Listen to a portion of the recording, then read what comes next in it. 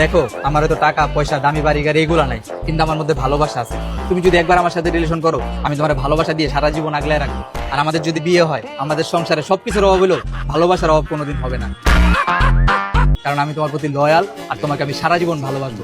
এই বিশ্বাস আর ভালোবাসা তুমি আমার প্রতি রাখতে পারো।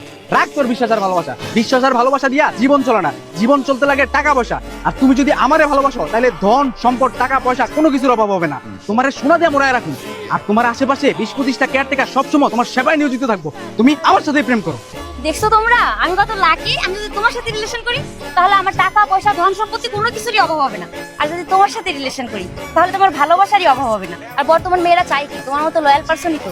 তোমার মতো ছেলে পাওয়া বর্তমান যুগে ইম্পসিবল। তোমার এই ভালোবাসার প্রতি আমার মন থেকে সেলুট সেলুট সেলুট।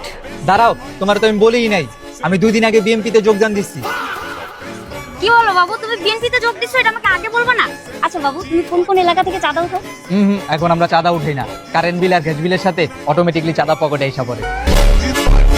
কিন্তু কিভাবে? তোমার আমি বুঝাই। আগে যদি কারেন্ট বিল আসতে 1000 টাকা, সেখানে এখন লাগে 2000 টাকা। আবার কারেন্ট তো দিনে 4-5 বার থাকেই না। আর গ্যাস গ্যাস আগে কত দিয়ে কিনতা? 1500 টাকা, এখন মিনিমাম 3000 টাকা লাগে। এখন আমরা ডাইরেক্ট খাই না, এখন আমরা ঘুরে খাই।